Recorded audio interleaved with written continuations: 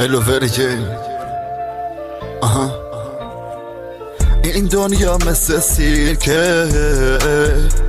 به خودت میای شدی پیر که شده دیر که هر کسی مثل قبل نیست که زندگی ها مثل قبل نیست که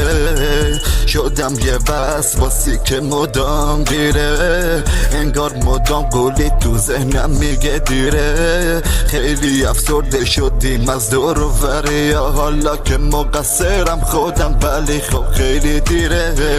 گاهی اوقات میخوای بزنی خودتو دار بری بگا از دست آدم ها یا دور و بریا خیلی وقت غرقیم توی ناکجای ذهن سردرگم مثل شعری که نداره خوفه